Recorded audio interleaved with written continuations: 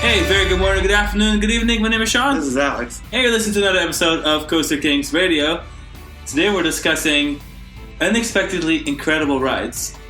What does that mean? Well, may I ask? That means that we were inspired by some of our wildest experiences throughout our how many years of theme parking, where there was some really unlikely surprises. We're like, what is this ride?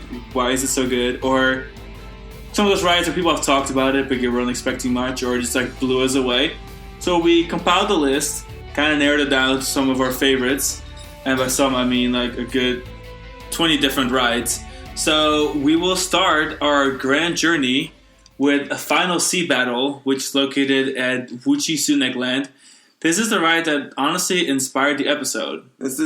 You're probably at home thinking like, what is this? What is Final Sea Battle? You may have heard of Wuchi Sunek Land. This is the giant blue B&M wing coaster that went viral that has like the big mountain in the middle of the park that it flies around and flies through, like the perfect looking pipe dream B&M wing coaster. This is that park. And we came for the wing coaster really, but we stayed for Final Sea Battle, which is a Pirates of the Caribbean-esque type ride using a Spider-Man, like a Universal Spider-Man dark ride system.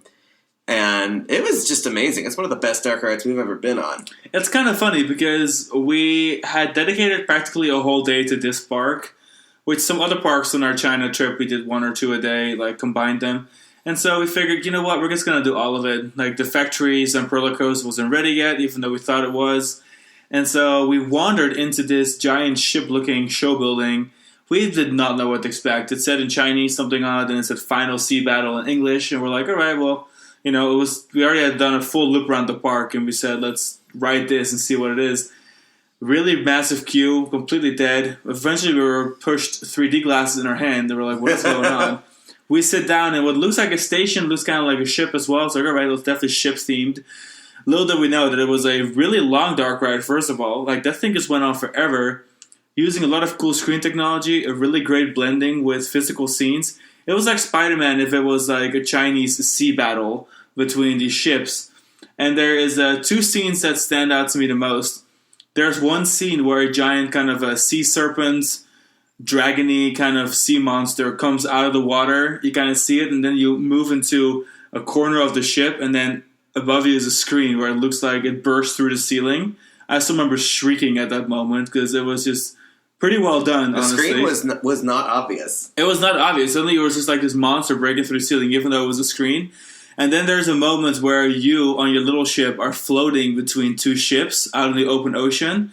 And so there's this really cool scene with physical water and like cannonballs flying into the water, so kind of like a fountain effect, where you go between one ship and another big ship. Kind of like that's what the scene is supposed to be conveying.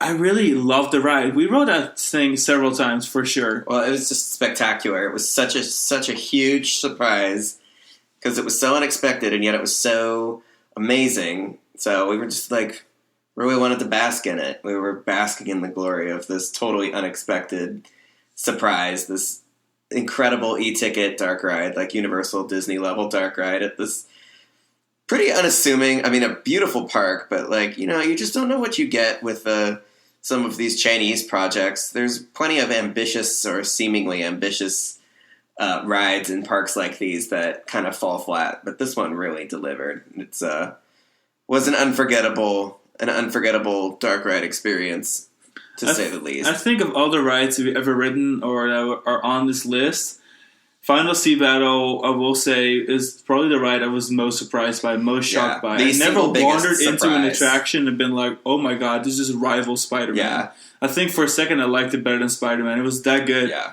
I can't believe that this regional park in China, I mean, we had people emailing us, contacting us. They were like, we never heard this ride. What is it? Because we were hyping it up on the coasterkings.com. We wrote a whole article on the park.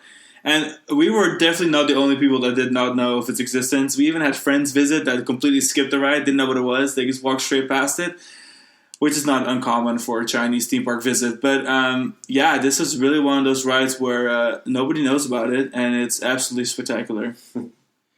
Next. So next on our list is Flucht von Novgorod. at a Hansa Park. This is a pretty early generation Gerschlauer Eurofighter, but it's incredibly smooth. Definitely one of, if not the best of the first generation Eurofighters, and still one of Gerschlauer's best rides. And I had ridden it in 2013 and remembered really liking it, but then revisiting Hansa Park nearly 10 years later to ride Schroederskarnen, which is good. It's very good. Different in a lot of ways, but then also similar to Flux von Novgorod in some ways. But like we rode Karnen first, and you were like, you liked it, and then we rode Flux von Novgorod, and you were like, what? Like dying. What? Like you... So Schroederskarnen was kind of the reason we went to Hansa Park, which I think is the reason for most enthusiasts traveling across the pond. But then Flug von Novgorod, which obviously I'd heard about it, read about it, knew the stats, all the good coaster nerdy stuff. But sometimes stats are just stats, and an idea is just an idea. And this is one of those rides where you get on that ride vehicle, you have this okay dark ride seat, and you're really not expecting too much from the coaster. But it just blew me away. Incredible launch. So smooth. I think it's by far the smoothest Eurofighter I've ever ridden. And then having all the elements is so well hidden inside that building. I mean, they hide a launch, some really tall elements, vertical lifts. Everything is hidden inside this building. There's only a really small part of the ride that's outside, which is the second half of the ride. You have a vertical lift with a beyond vertical drop. And then you had kind of like a boomerang-shaped turnaround right of water. And then you come back and have a zero-G roll into... Wait, that is into the... Yeah, the vertical lift, vertical drop. Sorry, I messed up the order. That's okay. Either way, most of the ride is indoor, so I wasn't sure what to expect, and it's beautifully hidden. That ride is just a feisty little ride.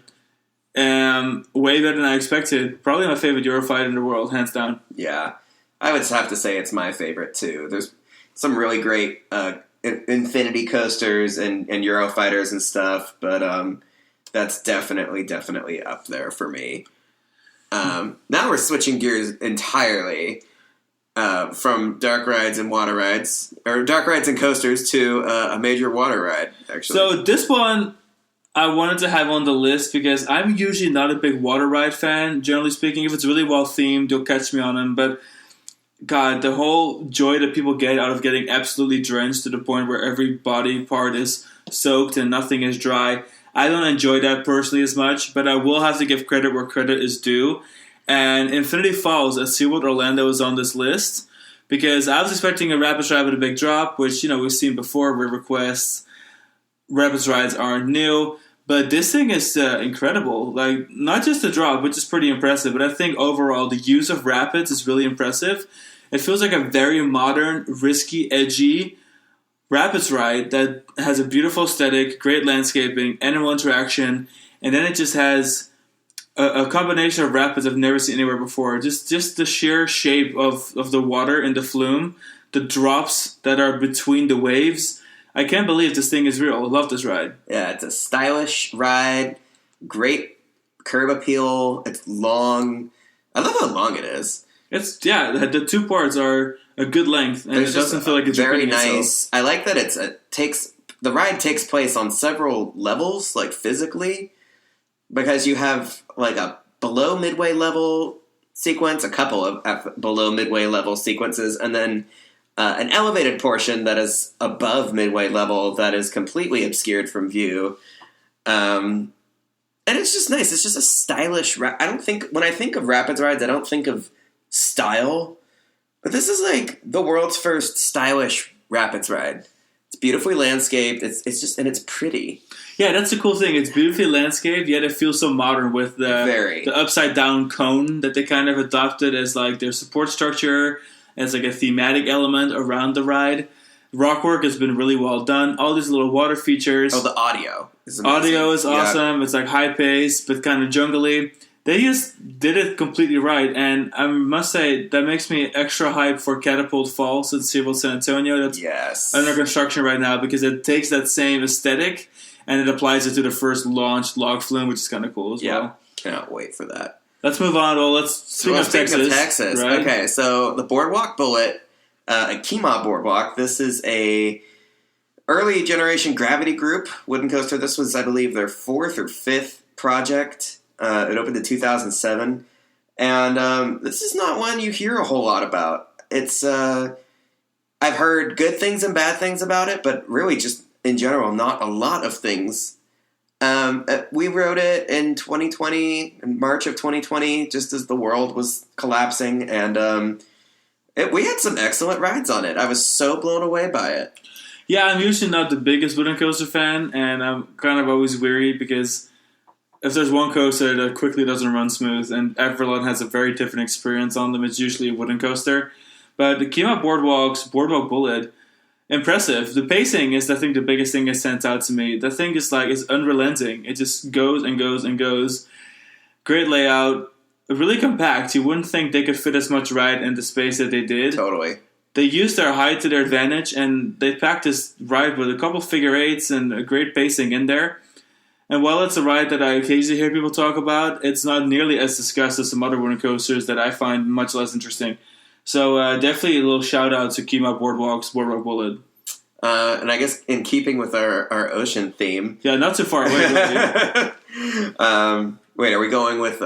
Oh, sorry, I skipped. You're getting ahead of yourself. I sure did. Okay, well, we'll skip. We'll talk about Texas Stingray now, actually, because it's close and it's good. And it's amazing. Wood. It's a wooden coaster. It's oceany.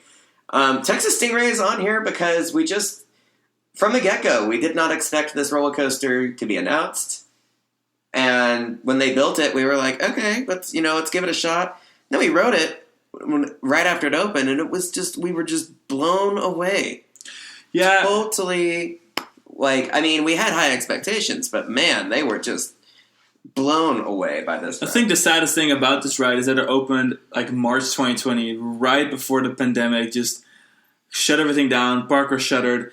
We were there a couple days. We were there when Disney World announced their closure a couple days later. I still remember being in Aquatica and being like, "Oh my god, all the Disney parks are closing! This is for real." Yeah. And but yeah, Texas Stingray, incredible ride, very smooth, great first drop. It has a layout that is quite unique. It has a couple of those signature GCI moments where it has the big waving turns. But then in the middle of the ride, it just kind of spins off and goes around the rapids ride and comes back to the plot. And there's a high differentiation in the plot of land that it's built on. And all things considered, one of my favorite GCIs. And I just was not expecting that. Mm-hmm. You ride, the Great Coast International Woodies all the time, and they kind of run together. And this thing just felt so in its own league in a way. And that's something I just really appreciate about this ride. People need to go visit just for that ride. Yeah, definitely. Okay, so now we're backtracking on the list. We really should have had these two rides next to each other, these two wooden coasters. But now we are going to Chimong Ocean Kingdom. Which, we've talked about it so many times over the last 4 seasons prior. Chimong Ocean Kingdom doesn't have very many rides. And the rides that we went to Chimong for were the roller coasters, primarily. And the roller coasters all exceeded our expectations. But then there was a dark ride that, if I remember correctly, we didn't know that there was a dark ride there, did we? I can't even remember. I remember vividly that we were actually looking to go eat, and we wanted to go to the restaurant that was we were looking for a restaurant. The giant Whale Shark Aquarium. And then the restaurant didn't really have the menu item I liked. So then through Google Translate, they were like, oh, go to the restaurant on the other side of the park. And I was like, okay, great. It's just nighttime show still going on, because I was very focused on the nighttime show I wanted to see. And then we saw this queue with a lot of people, and they were like, it seems important. It's also in the building of the aquarium. Probably has to do something with the aquarium. So then we jumped in line for this submarine-themed on-the-mover dark ride that ended up having a giant piece of track, or several pieces of track, going through the center of the Whale Shark Aquarium, and then it would tilt your vehicle kind of upward to look at the aquarium above you. It was so impressive. I still remember the giant stingrays and the whale sharks floating around all around you, and this was on an on-the-mover dark ride that also had actual dark ride scenes, like a volcano scene where the volcano was erupting, and there's a lot going on, but the focus of the ride was really going and taking you through the whole aquarium, which at that time was still the world's largest aquarium. Really impressive.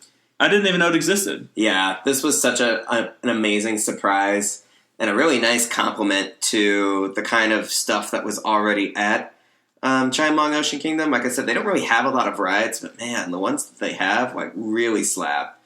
This one, we filmed little chunks of it They got viral several times on TikTok. This was one of our first viral TikTok videos, was a clip from this ride. And I watched it so many times, like putting that video together, and every time I was just like so delighted and was marveling at this ride and their ability and their decision to do a ride like that. So that was really a memorable experience at one of our favorite parks for sure. For sure. And recently we did a trip to Virginia, to the King's Dominion, and to do Busch Gardens Williamsburg.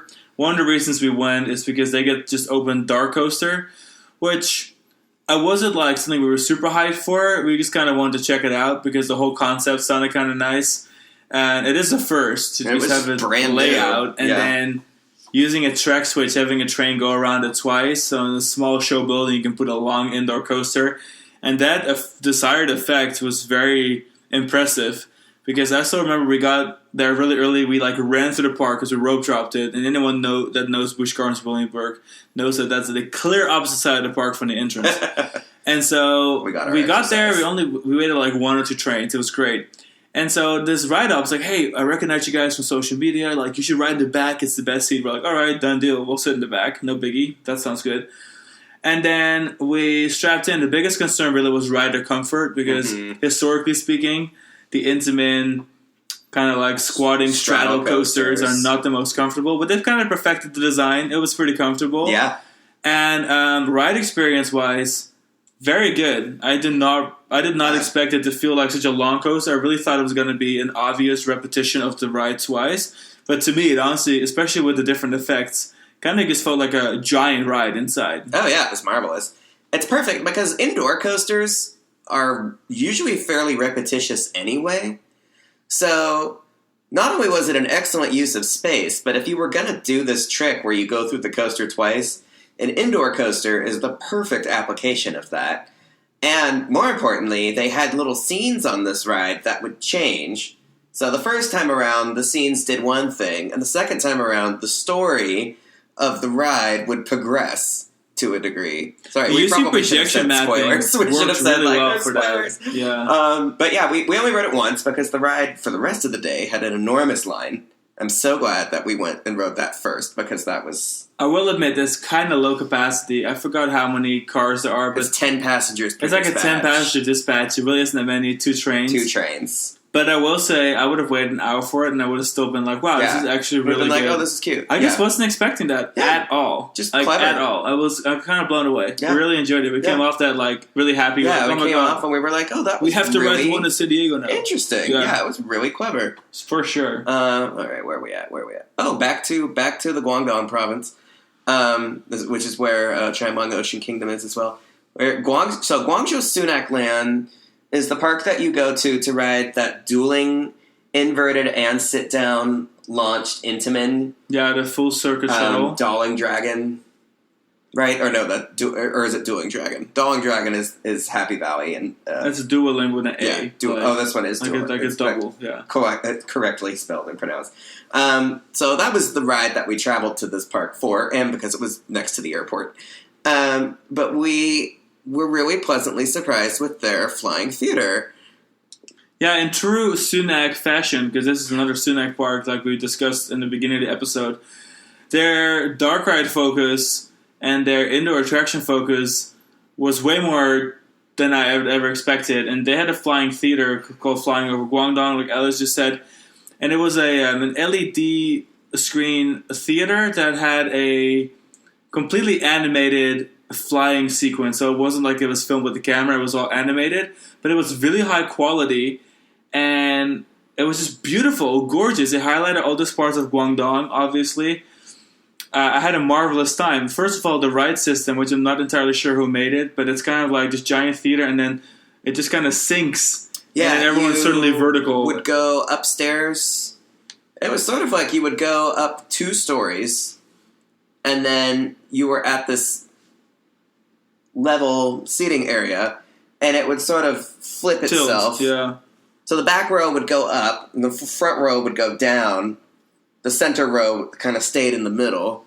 It was a very clever way to develop a high-capacity flying theater that wasn't going to be a huge mechanical issue. And the Chinese parks, there's a lot of good flying theaters in China. China loves flying theaters. And so this was kind of like with Final Sea Battle. Like we went in with no expectations, and the quality was so high that it ended up becoming one of our favorite examples of this type of ride. And it was something that like we hadn't talked to anybody else who had ridden it because it was brand new and it's in China. And so we were just delighted with what we were able to discover. All right, so now now we're going to switching gears to Efteling. Yes. Efteling obviously is pretty well known for its dark ride collection, its roller coaster collection, being a giant forest, fairy tale forest. Highly visited theme park. Everyone listening to this podcast is probably pretty familiar with what Efteling has to offer. However, we want to give a shout out to Fata Morgana, which is their 1001 Arabian Nights themed dark ride a la Pirates of the Caribbean. First of all, marvelous soundtrack. Mm-hmm. I would play that in the living room if I really felt inclined to. We think about that type it song. in on YouTube. It lives rent free. And then the way that it uses the intimate towboat system, there's never more than one boat in the scene, which kind of makes you feel like you're alone and the entire time when you ride the ride. Which is my biggest criticism of rides like Pirates of the Caribbean, where there's always a bunch of boats kind of stacking together. Mm-hmm. It's just like you're always the only one. It uses a lot of doors and all that kind of stuff to make you feel like you're alone in that scene. I really wanted to include an Efteling ride, especially for me. Like my first visit to Efteling, so Symbolica hadn't opened yet. Droomvlucht was the dark ride that everyone was talking about, and then people brought up Carnival Festival because it was like described to me as a It's a Small World ripoff, but I feel like it's a little more to it than that. Yeah. And Fata Morgana was just kind of there. They were like, oh yeah, and ride Fata Morgana, it's sort of like a Middle Eastern Pirates of the Caribbean. And then you ride it, and it's just like some of those scenes, that scene toward the end of the party. And there's like hundreds of animatronics. Absolutely. So impressive. Gorgeous. Makes pirates feel bare. It makes, so, and then I got to thinking, this ride opened in 1986. And the only other dark ride at Efteling at the time was Carnival Festival, which was their first dark ride and is cute for what it is, but it's very simple comparatively. It's a pretty simple dark ride under any measure, and Fata Morgana is an exceptional dark ride by any measure. So the fact that they went from Carnival Festival to Fata Morgana for their second dark ride is really something else, and in a lot of ways, I like it even better than Droomvlucht, which opened in 1993. That's really like kind of the sweetheart dark ride of the operation. That's everyone's favorite, and there's things about that ride that are exceptional, but there's things that I think Fata Morgana does even better. And at the time when it opened, it would be hard for me to say that there was any expectations for something that spectacular, even at a place as marvelous as Efteling. So. Yeah, for a classic mechanical, physical effect only dark ride, Fata Morgana does it all, and does it all very well. And even though obviously animatronics are showing a bit of an age, it's that by no means is a detractor for me. I just think overall it's so impressive. It's just beautiful. And I remember my first time riding it, I was just kind of like overwhelmed by, I don't want to call it scary, but it was very impactful. It was one of those rides where like you're really drawn into what's going on. Yeah. Kind of has a somber, mysterious, kind of dark edge to it. It sucks you in. It's compelling. It's mysterious. It's fantastic. It's really one of those rides where people don't talk about it enough, I guess is what I'm trying to get at. Speaking of rides that people don't talk about enough in the grand scheme of roller coasters, in my opinion, is Fujiyama at Fuji-Q Highland, which Alex, I guess, had different expectations than I did. But when I first went to Fuji-Q Highland, it was maybe like my fourth most important ride for me because, first of all, it's a hyper coaster, it's a Togo. People didn't talk about it too much, and if they did talk about it, Togo just wasn't a name that people associated with a good roller coaster. So I was kind of cautiously excited to get the credit. But then riding it, Fujiyama blew me away. Intense, crazy airtime, really comfortable, really.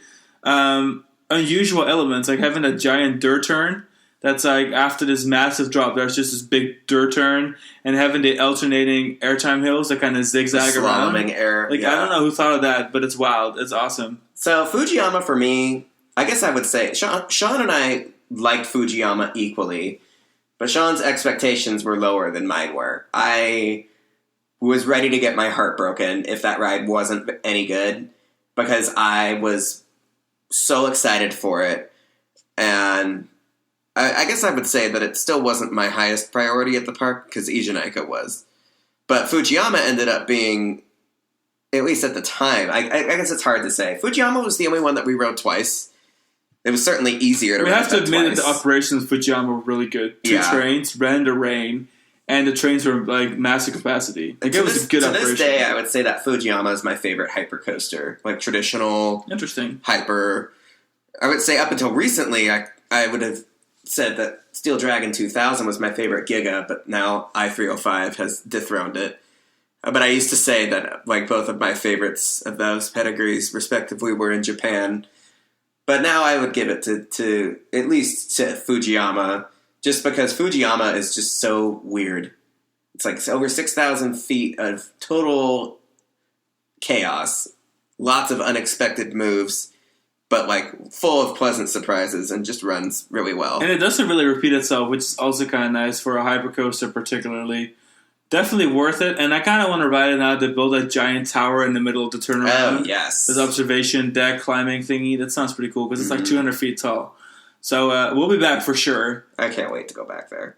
Well, I guess I can, because the operations are terrible. But talk about another ride that was expected to be really rough. Well, historically, you would think that a Vekoma suspended looping coaster, SLC, will be rough.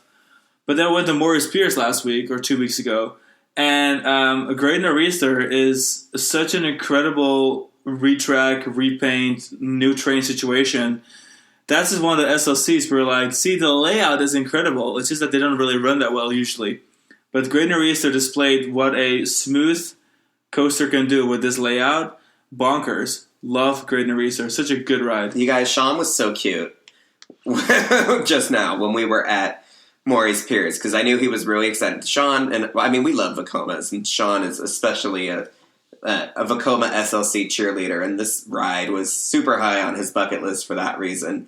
I hadn't ridden it since the retrack, and needless to say, the retrack of the ride, this ride is, not only is it smooth, but it's like one of the smoothest inverted coasters I've ever been on. And again, like Sean just said, it really allows the layout of the SLC to shine, especially the application of this ride at Morris Piers and the way that it's intertwined with so many other attractions. It's really quite incredible that this ride was built. Yeah, it's kind of funny. It kind of feels like the whole ride is just foot chopper central, because between the lock flume, the water slides, the bar, whatever else you can possibly think of, and then the unique support structure, there's just a lot going on around you at all times. It's like weaving an SLC layout through like a densely packed pier, which is literally what it does. I will say, for the SLC knowers and fans out there, you can sense the differences in the layout. There's elements that are pushed out a little bit. Supports work differently. The station's elevated, and you use instead of a breaker on the station. So as a nerd, I also absolutely adored noticing all the differences in the layout, even though they're slight. If you ride enough SLCs, you'll notice how different it really is, which is the funny thing about Great Nor'easter, I think. This was, you on the Great Nor'easter was like you in your best day, like the best version. Oh, I had to ride yourself. Again. I spent an extra $10. Sean rode it twice. I really wanted to ride Zoom Flume, and Sean's not a big water ride guy, so we compromised. I mean, I loved the SLC, but I really wanted to ride the Flume, and I was like, go ride at Nor'easter again. I'll ride the Flume. And Sean, and after we left, Sean was like, I could have ridden that again. I could have ridden that all day. He's ridden all day. Sean was ready to buy a season pass to Wildwood, New Jersey, to ride, so that he could session the Great Nor'easter. But yeah, even for non-Vekoma simps, I think there's a lot to appreciate there with that ride. Talking about rides I can ride all day. Okay, so before I introduce this ride, I want to point out that this is the only ride from Disney on the list. We when we put this list together, we were like, we don't really think that Universal or Disney rides would be appropriate inclusions on this list because Disney and Universal rides are always so well advertised, well documented, and held to a high well standards. promoted, and held to very high standards.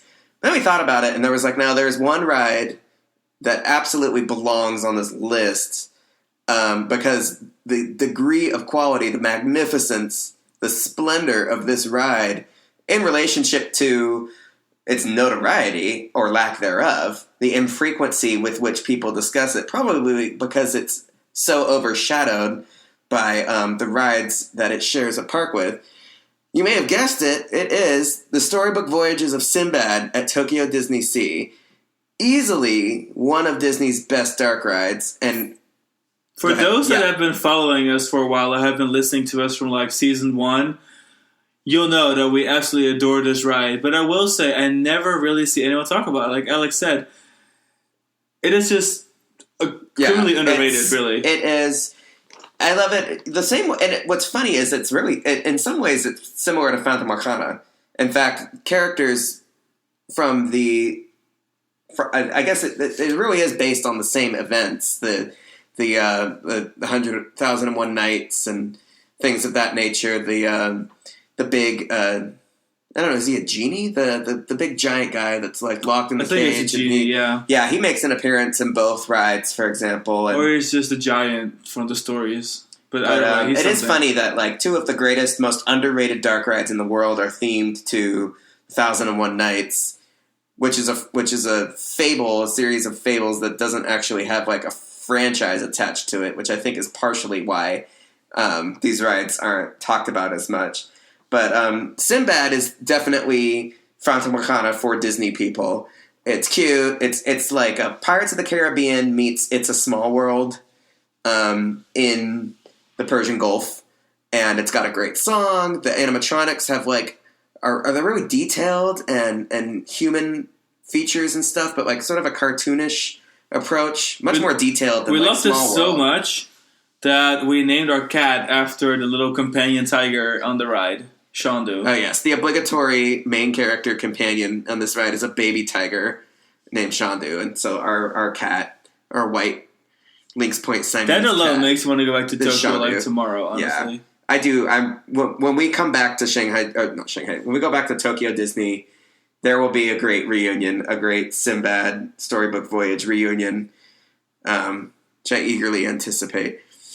So on the next installment of the episode where we just love on Vacomas, Blue Hawk at Six Flags Over Georgia, another unique, very smooth Vacoma installation over water.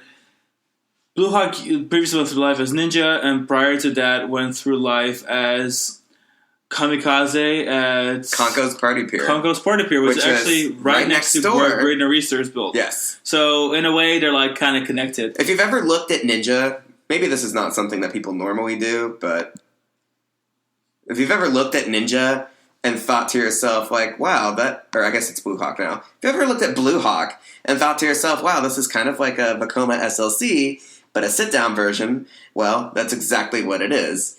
And I like to think that Maurice Pierce was very conscientious of this when they built the Great Nor'easter, because they were directly competing with Conco's, and Conco's, with Vacoma, developed this roller coaster with its double vertical loop thing that would evolve into the rollover element for the SLC, and then the single sidewinder and the double corkscrew, all perfectly wrapped up in a little bow in this compact, pier-friendly Yeah, for anyone layout. that knows the layout of Blue Hawk and obviously an SLC, it's uncanny. It's literally, how similar it is. I mean, even from the shape of the brake run and like the pre-lift and stuff, like everything is very SLC, which is really enjoyable in a coaster nerdy way. But also Blue Hawk just runs super well. Having gotten some retrack done, having the Vacoma MK1212 trains, it is just a really pleasant and honestly quite unique ride, and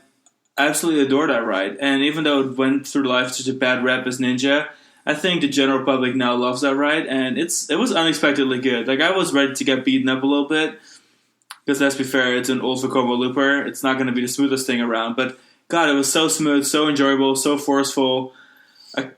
We actually were about to go back there this week just to ride Blue Hawk, honestly, but the park is closed during the week. So yeah, that unfortunately, it's the first week of August, and they're already closed on weekdays again for school. But who knows? Maybe we'll find ourselves at Six Flags Over Georgia before the season is out. I do love that park, and Blue Hawk is, like, for me, just a cornerstone of my love for Six Flags Over Georgia, and I know it is for you too.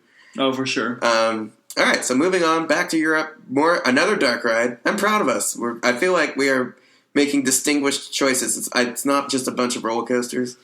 Because when I first was thinking this, I was thinking roller coasters, but then it's again, funny because the dark ride did inspire the episode. Yeah, Final Sea Battle really is what made this episode happen. Speaking of sea battles, but now, yes, now we're doing pirates again. We're doing boat rides.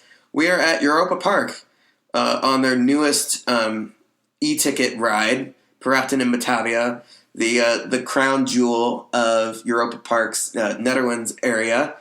The original Piraten in Batavia burned down pretty notoriously. I rode the original. It was fine. It wasn't anything like super. I mean, it was kind of hokey. Not as bad as their Haunted Mansion ride or like some of their other like older dark rides, but it wasn't. It wasn't bad. And then with the new version, they really took the opportunity to build like the perfect like textbook next generation dark ride. So it starts off pretty good with the queue because you go through this like tavern and then into the warehouse, and there's a pretty handsome, nice, smooth animatronic that's there giving you the whole spiel in like 3 languages. And then you kind of make your way up to the street level of this back alley where you kind of see the ocean in the distance. You're in Batavia, which is modern-day Jakarta, old settlement of the Netherlands, and then that's where you board your boat to enter the stormy seas. And the first scene is like a lightning scene and the little otter sidekick, because you have the little animal sidekick for a successful boat ride. Yeah. And the pirate guy are telling you something, and then you go down this drop in the storm. And it is a beautifully detailed, very modern dark ride that is really colorful, uses a great projection mapping, LED screens, but also loads of physical sets and water effects. I was so impressed by literally everything about it. And this is the thing we rode the most. We ended up sessioning at the end of the day. Instead of riding the coasters more, we just ended up riding Piraten in Batavia more. Such an incredible ride. Yeah, beautiful ride. A great showcase for what Mac is capable of. Which is great, because that's really, in my mind, that's when I think of Europa Park, I think of Mac rides flexing their muscles and showing off their very best, uninhibited creativity, opportunities. And I can only hope that more rides of this nature will be produced as a direct result of people riding Piraten in Batavia and just being as impressed with it as we are. All right, so switching gears again, we're like back to North America. You could get whiplash looking at the way that we laid out this list, but it's actually more. I think it's more fun that way. We could have like organized things in a more predictable way, but then I don't think it would have been as fun. So now we're from one extreme to the other. We are in Shakopee, Minnesota. We're at Valley Fair, and we're riding. Excalibur. Yes. So Excalibur, I'm going to put it this way quickly. I've always called it this. It's like an old Aero mine train meets a Intamin and Megalight, and they have a little baby in the middle of nowhere, and that's what this ride is. Yeah, I feel that. It was definitely the Megalight. This Excalibur walked so the Megalight could run. There was something funny going on with this ride. In 1989, I guess I always imagined like Cedar Fair wanting to build a new roller coaster for both of their parks, because at the time they just had the 2. And they built Magnum, and I imagine like Excalibur just being like the free gift with purchase. Like they spent all this money and did everything on Magnum, and they're like, well, we'll give you like a little tiny baby one for your little tiny baby Cedar Point in Minnesota. And they got Excalibur, which is essentially an Aero mine train. It's technically classified as a special systems ride, but I would say that aesthetically, mechanically, it's fairly indistinguishable from a mine train. Yeah, a mine train with beefier wooden supports. So initially, the coaster, which starts off with a lift and a steep drop, had a little airtime hill before this nearly I wouldn't call it overbanked, but this highly banked elevated turn, which turned to another drop, quite significantly steep and crazy for an aero mine train, let's call it that. And then this crazy helix, and another airtime hill, another helix, all at this really high speed, elements that you wouldn't see until the Intamin generations later, where, we're using one giant lift hill and like, keeping everything low to the ground. But Excalibur was way ahead of its time, and it did that already. They had to replace the little airtime hill at the bottom of the drop because that was just too much. Yeah, for those trains, it was too much. You could do it now with more ergonomic trains, but with the mine train vehicles, it was. Can't even imagine how painful that could have been. Yeah, it would have been. But all things considered, it's a really smooth ride. It's kind of hidden in the way in the back of the park, so by the time you get there, it's like the last possible thing you can ride. It is not near the entrance, not convenient, not really marketed. I think there's plenty of people who don't know that it's even there. Precisely. And then you ride it, and you're like, what the actual hell? This may be the best ride in the whole park. Yeah. Feisty, smooth, powerful, very unique, classic, yet surprisingly modern. Yeah. Absolutely adore that ride. That's by far my favorite ride at Valley Fair. And when you go to Valley Fair, you think, oh, it's going to be like Steel Venom, or it's going to be Wild Thing, or Renegade. One of those big three. Girl, absolutely not. Excalibur stole the show. All right. Okay. Another scene stealer. Scene stealer. Parque de Atracciones Madrid. Okay. So this is another park where you go into this park thinking you know what your favorite ride is going to be. It's either going to be like their Intamin inverted coaster with 3 inversions that like gives amazing Batman the Ride meets Top Gun at California's Great America-esque vibes. Or it's going to be Abismo, their Mauer Skyloop extended model with like 2 amazing overbank turns and an airtime hill. And then you leave the park and you're madly in love with Tarantula. Yeah, and then it's the spinning coaster. It's the Mauer spinning coaster that's like tall as shit for a ride of this style. It's deceivingly way bigger than I thought. It's I even looked at pictures of it and I was like, okay, whatever. Then I saw it in person. I'm like, this ride is huge. It's massive. It's in a totally different size class from the other installations of this ride system. This is the Extreme Spinner before the Extreme Spinner. It really is extreme.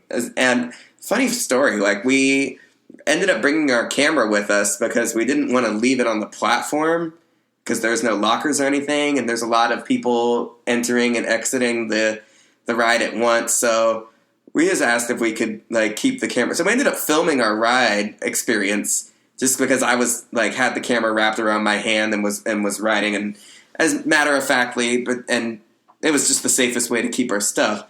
So we ended up filming our ride experience, and you can hear it in the way that we are screaming very dramatically. We were just totally caught off guard by this ride. Because first of all, it's a completely custom layout, really tall, individual vehicles, quite a lot of spinning, couple of great drops, but the biggest thing is it's really a terrain coaster. Yeah. So there's moments where you think you're on the ground and boom, massive drops, the ride, and then you kind of swivel through the ride just disappears. Tunnels. I mean, you think you have like kind of ran out of gas or are starting to, and then boom, there's a whole second part of the ride that is kind of on the backside of the hill, just apeshit crazy.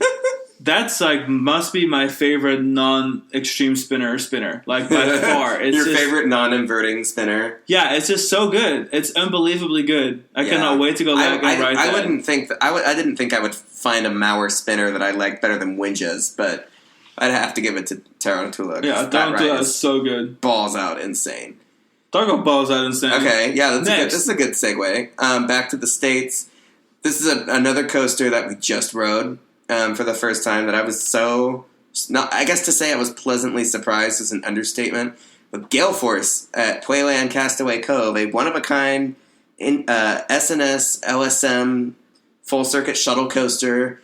This thing is so aggressive. It's like Sky Rush levels of insanity with some inversions and some great launches. You go through the whole thing twice. Oh my god, I still remember my necklace, my chain got caught in my face.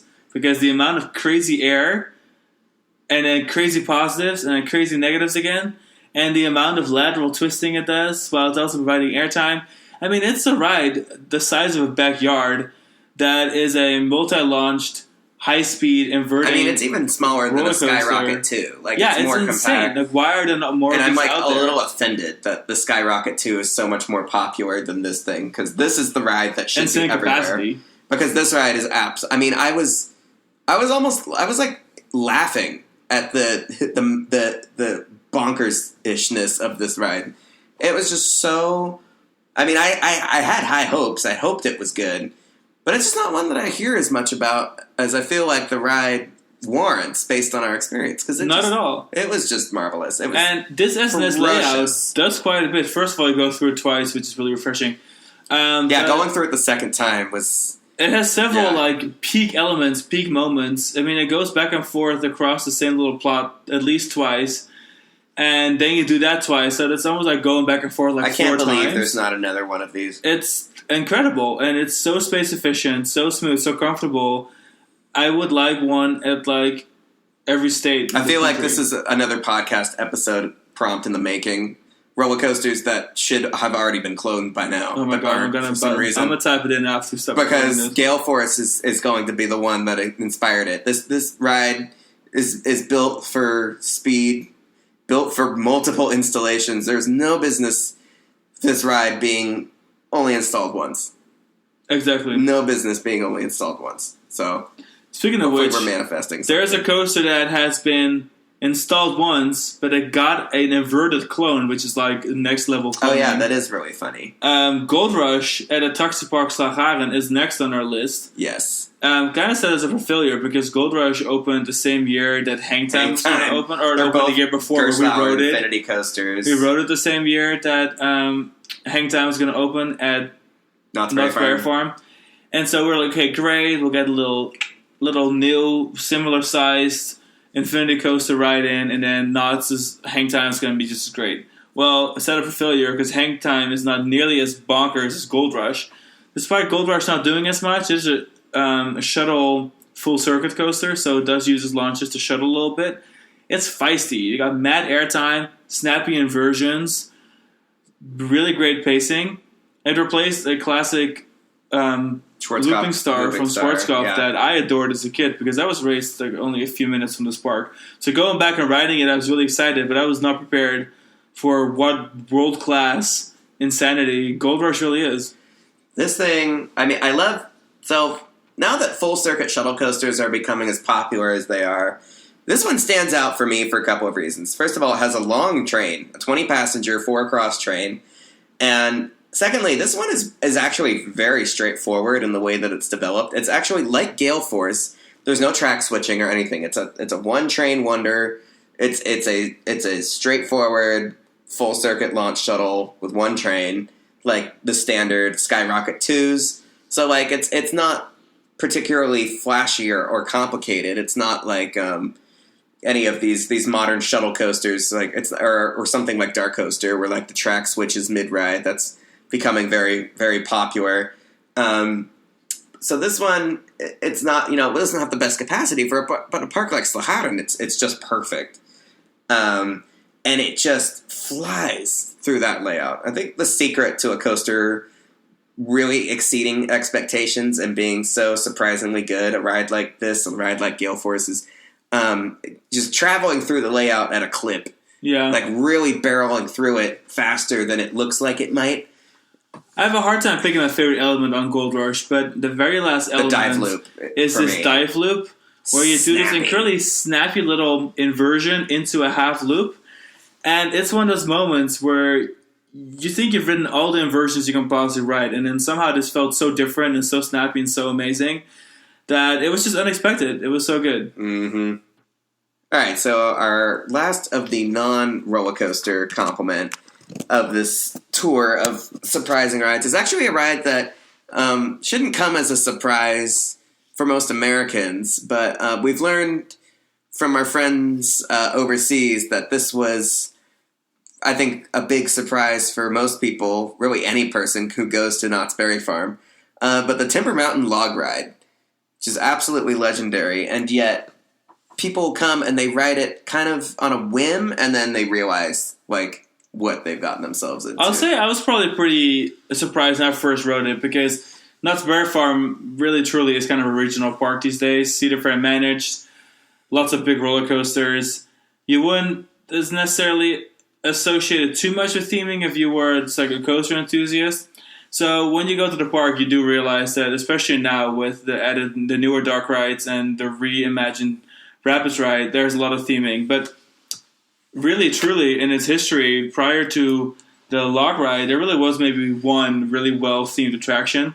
And so when you ride the log flume, it looks nicely dressed up, but you don't know what's all going on that mountain. And there's so many scenes and so many animatronics, and the smells are honestly one thing I remember the most. It's just a really great Rapids ride. A really great log flume hidden in this mountain with so many show scenes and animatronics, and especially since the 2014 or 2013 relaunch with all the new animatronics, it's even better than before. And it's amazing. Like, this ride opened in the 60s. This is one of the oldest remaining log flumes in the world, and it's also one of the best. And it's because the ride has such a cult following, an amazing legacy. I guess it kind of makes sense because, like, you go to Knott's Berry Farm and, like, some of the major coasters will have, like, a half-hour wait, and the log flume will be, like, over an hour. Oh, for sure. That's the line always has the longest line, and people are crazy about that ride. It's well-loved, and the park gets it. Like, they always want that ride to perform to the best of its ability because they know the public will always respond to that ride and wait in the line for it because it is so amazing. And it's so well-kept, too. Mm-hmm. Beautifully maintained. Yeah. All right, so now it's a double feature. This is a park that we love talking about, and this episode was a great excuse for us to talk about two of their rides. It's Movie Park Germany, and we are talking... Which one do you want to talk about first? Well, let's start with their newest roller coaster, which is the Movie Park Studio Tour. Yes. Unexpected in the way that I haven't seen theming for a roller coaster on this level at a regional park ever before. Yes, I'm going to call it for Germany regional park. It's a regional park despite itself. Despite its once big dreams for it not to be just a regional park. But that's besides the point. So Movie Park Studio Tour is highly themed. You got a pre-show. You have very cleverly designed thematic pieces that kind of tie all of the park together as like a big movie studio. And then that's, a big sound stage that a lot of that is filmed in.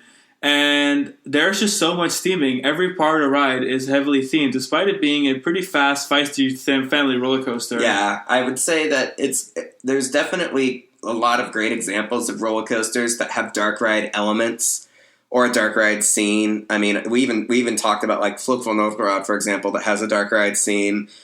Fly is a good example of a ride that incorporates dark ride elements. But then this ride to say that it's just a roller coaster with dark ride elements doesn't cover it because it has several dark ride sequences. There's like 5 different scenes and some of the scenes are connected with roller coasters. This ride, I think, will always be remembered as one that really helped muddy the waters even more between roller coasters and dark rides because it's obviously a roller coaster. There's no denying that, but I wouldn't say that it is not a dark ride either because there's a lot of slow moving, traveling through scenes, effects. It's not a dark ride. Yeah, and I'm just used to roller coasters that have like a thematic edge, still having a very large part of the ride where it's either in the dark or it's indoor where there really isn't anything happening that's thematic. It's just like a dark space. Like even the mummy roller coasters at the Universal parks use a basic light up mummy fixture here and there just to like act like there's something going on. But then at Movie Park Studios where they'll build a whole scene with a giant King Kong and projection map fireworks and you blow through that in a couple seconds.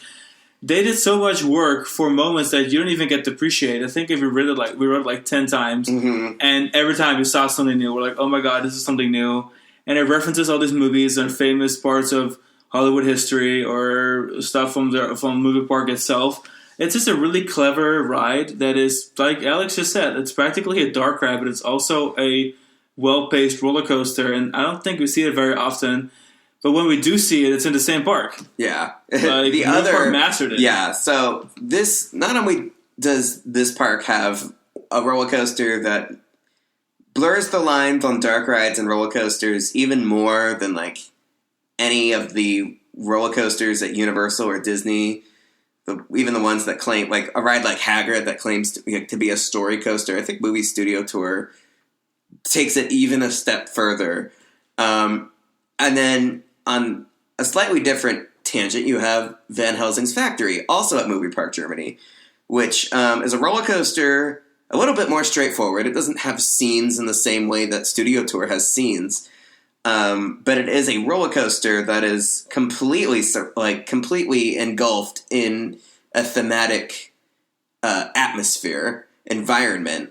So while there aren't really scenes except for some of the lift hills have like the lift hills scenes. Scene, and then I would say that you have that factory scene, like the first drop, and then you have the Black Forest scene. Yeah. And then you have the lift hill where it has like the animatronics that come at you and the old Gremlins guy that's in the in the crane. Yeah, that's pretty cool. So this ride is a little bit more. It's definitely more roller coaster than Dark Ride, whereas I think Studio Tour is a perfect 50-50 roller coaster Dark Ride experience, but no less worthy of praise.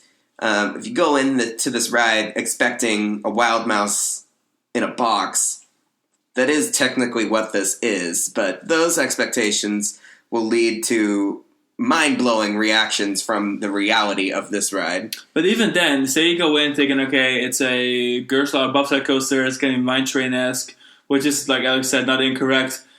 It still does that so nicely because it's a pretty feisty roller coaster, and spoiler alert for those that haven't ridden, but there's a moment kind of in the middle of the ride where it is a wild mouse. The wild mouse turns. And if that isn't the wildest freaking wild mouse turns on Earth, it will break your ribs. It's insane. I still remember the first time riding it. Oh my god. You were like, Santisha, my friend and I, we went there. We were so excited. We're like, oh my god, new ride, horror, so scary, so cute. And we end up riding it, and we get to that wild mouse part, and I was speechless. I was like, what is this? There's like little drops between every hairpin turn, and the speed at which you go through those hairpin turns, I remember riding this unnatural. A couple years after it opened and thinking, like, there's no way that they can willfully allow for the ride to travel those flat hairpin curves at that speed. I mean, I was there with Ace. I thought they were fucking with us. And pitch black. Like, you cannot see them. Riding, I was kind of like holy doing it. Crap. Like, how can they? And so I thought, like, when I went back with you, I was like, oh, they will have had to have slowed it down. No. Absolutely not. No. It's not a bug, it's a feature. And it's so good. And so it's funny because I will say I think a lot of our listeners, even some of our friends, are like, you guys just love Movie Park too much. And I do have, obviously, a history with that being kind of like a theme park my family went to a lot when I was younger. But at the same time, every time I go back as an adult, I'm objectively like, bam, they hit that right on the nail. They did it so good. This is a perfect little example. And it's really unique. Movie Park's rides over the years and their infinite trying to get creative with IPs and getting creative with what they can do with a theme and a budget and what Parques Reunidos will let them do. They've gotten some really creative, cool products like Van Helsing's Factory and Movie Park Studio Tour that definitely deserve a little bit of praise. I mean, we could have put Area 51 on this list too. Like, that's their Pirates of the Caribbean Flume Dark Ride thing where you're in a volcano that's secretly an alien headquarter thing. Well, now it's just a mountain. It was a volcano. Yeah. Now it's a mountain. But, like, that ride is exceptional, too, and totally unexpected. Basically, the Movie Park Germany's, like, the charm with Movie Park Germany is it's got some, like, Disney-quality rides or Universal-quality rides that you wouldn't expect because the park is, just, it's not necessarily on everyone's radar. It's a regional park. Yeah, and there's definitely rough edges at the park. Don't go in there thinking, wow, Universal. And it's not. But, it does have some standout attractions that are definitely unexpectedly incredible. Yeah. It's the episode with incredible. Yeah. would suggest. Next up, this is actually such a fun one to talk about because we have never talked about it on Coaster Kings Radio yet. Yeah. So last November, we sailed the Caribbean oceans in search for this one roller coaster, which is really the reason we picked this itinerary. You're so dramatic. It's true, though. We had the choice of many itineraries, and we chose this itinerary because we had to stop in Labadee at the Royal Caribbean's private island to go ride the Dragon's Tail. Yes. So in Labadee, Haiti, there is a private peninsula, I guess. Yeah, a peninsula with some island, an archipelago of sorts that is owned by Royal Caribbean. And Sean's a travel agent. Book with Sean. Yes, Sean at magicalmousetravel.com. Send an email. We'll get you on your way to ride Dragon's Tail. Yes. Anyway. So this was sort of a field research project for us. that was sponsored by Magical Mouse. We went on the Royal Caribbean cruise and like went to the Dutch Antilles and stuff. We had the perfect itinerary for us because we wanted to ride this roller coaster and go speak Dutch in the islands, and that's exactly what we did. And the roller coaster was sort of like we're going to do it whether it's good or not. We're doing it because we're doing it. Then we got there. We got to Labadee. Labadee is the most angelic Oh my god, paradise it was so great. I loved it. I have ever seen in my life. They had these classic ruins you can walk over, like these really old ruins and all these like rocky beaches and then like really smooth beaches and I cannot wait to go back. Completely unprepared for how idyllic and seemingly flawless this place was. Just an absolute treat to be there. And then the coaster, the mountain coaster. I mean, we would have just been delighted even without the roller coaster. But the roller coaster is a standard vegan mountain coaster. Standard in all ways, except that it has a fabulous layout and it's in paradise. What a sublime roller coaster. Just a marvelous ride. So there's this moment on the ride where it has like a double drop, which is surprisingly intense, especially for a mountain coaster. We've been on so many, and I'm sure the listener has too. But that was one of those moments I was like, wow, this thing is feisty. Like, it's going fast, and we're dropping on these on this rocky terrain. And the biggest standout for this coaster is it is hot out. It is humid. You are in the middle of the Caribbean. It is gorgeous, palm trees swaying, the blue skies, the views. Like, you're on a mountain. It's a high roller coaster. On a tropical hill, and it's just like, the setting is unlike anything in the world. Like, you're just over the ocean, and it's perfect weather, and it's so different from other mountain coasters where you're either like usually in a pretty mountains or hilly terrain, but it's either cold or snowy or grassy or, some sort of tall trees. But no, you're on this rock wall in the Caribbean, living your best Pirates of the Caribbean life on this little roller coaster, and it was such a good mountain coaster to begin with, like eyes closed, perfect weather conditions. Comparing it to others, you would be like, wow, it's just a good mountain coaster in general. And then you have that super unique setting on this peninsula in this bay. I mean, unexpectedly incredible. And we rode it several times. The staff were amazing. They were super cool. They were so nice. That was... I knew I would be excited to do it just because it's a roller coaster. It's in a funny place for a roller coaster to be in. But, man, it ended up being seriously one of the highlights of our cruise. Feisty ride, so good. So we're an hour in, but we have reached our final destination. This last roller coaster is one that I think the final sea battle definitely inspired this episode. But I think if we had to ask ourselves what roller coaster was truly the biggest surprise, it would have to be China Dinosaur Land's Dinosaur Mountain. So you go to China Dinosaur Land because you go there for Dinoconda, the big bad SNS 4D coaster that even Ishinaga and X2 wish they were as good. Yeah. And so you go there and that's your goal. That's your focus. That's the reason you're there. You fast track it over there and try to get on Dinoconda. And then you have the rest of the park to explore and you get a couple hours to kill. So you wander around and boom, there's this Dinosaur Mountain that you saw in RCDB once. You kind of forgot what even it was.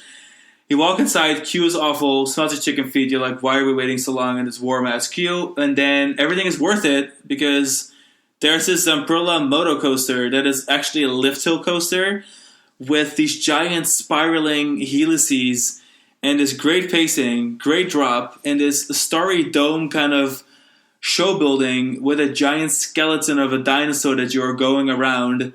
It's the best way that I can describe that. It's like we have entered the inside of a giant fossil, like a fossilized cavern, and we're just exploring it on motorcycles, apparently. That are also dinosaurs. So I guess to say that this ride was amazing and a huge surprise was an understatement. We were so blown away that instead of riding Dinoconda a third time, we wanted to get a second ride on this. And we waited like an hour again for it. And we waited, and the line was excruciating, and it was still worth it. And it's funny because they do run 2 trains on it, and they have this like the motorcycles are actually like pterodactyls, if I'm not mistaken. They're like little dinosaurs that are folded in, type things. And mostly when you walk up to the station, it's just a million questions that are going through your head. Like, what is this? It's clearly Zamperla. The theming is kind of cool, but you're just not sure what to expect. And then, like, you have the whole ride layout, which is really good and feisty and just great pacing, which usually the Zamperla motor coasters are so small, but this was actually a pretty large, sprawling indoor layout, which was surprising to begin with.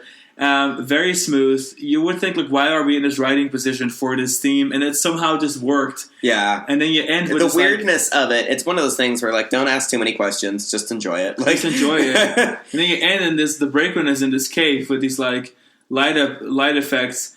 It was just so strangely good that we did literally say bye to Danikon and let it stand there, even though we rode it only twice. Yeah. Just to ride Dinosaur Mountain. We almost had to ride it again. I'm like, did that really happen? I was like, if we only rode this once, like, I might not be convinced that it happened. Like, or, like, be very unable to recollect what happened. This is really, it's the perfect ride to represent this episode and a great final ride, because I think something that a lot of these rides have in common, first of all, rides that we rode in China, which are harder to find information on, especially some of the newer rides. This ride wasn't brand new when we rode it. Yeah, it was 2010, so it's been there for a minute. It had been there for a while, but like rides in China are harder to. I mean, we've never heard anybody's experience on this ride before, because as far as I know, we haven't met anyone that's ridden this, or at least not. I think I know a couple who have been to the park, but I'm sure like Rob Albee has ridden it, but we've not. This is not a roller coaster that we've heard anybody talk about that has ridden it, and also it's indoors, so this is not a ride that we can like pull up a POV for. There's a lot of indoor roller coasters and dark rides and stuff on this list, like the Movie Park Germany coasters, for example. So the fact that it's indoors, there's no way to videotape this ride. However, there is a clone of this ride. If you pull up this roller coaster on Roller Coaster Database, I can't remember the name of it. There's a clone with this exact same layout. So if you're curious about what we're talking about, we found out after the fact that there is a clone of this coaster that's outdoors. But the combination of this ride being enclosed and it being kind of obscure is what really contributed it to it being such an exceptionally wonderful surprise, because we could not have been more clueless about what we were getting ourselves into. I knew it was a moto coaster and then it had a lift hill. But that was it. Right. And frankly, based on our experiences with those Zamperla motorcycle coasters, I was like, okay, whatever. Like, sure, we're going to ride it, get the credit. We thought it was going to be like credit and forget it, and actually... Yeah, it wasn't the only moto coaster that week. So we're like, whatever. It was not... Yeah, it was... So... That was a real treat. It's being so surprised by something, even despite all of the research and things that we could do. Would you say it was unexpectedly incredible? It was unexpectedly incredible. And with that, we're ending yet another episode of Coaster Kings Radio, Season 5. Every week we got a new episode for you, so tune back in next week. We want to remind you to follow us on Threads, Instagram, YouTube, TikTok, Facebook, and of course visit thecoasterkings.com for news, articles, opinion pieces, all the above. And if you wouldn't mind, leave us a review here on Spotify, Apple Podcasts, wherever you're listening. It would help us out. And we will catch you on the next episode. Bye. Bye.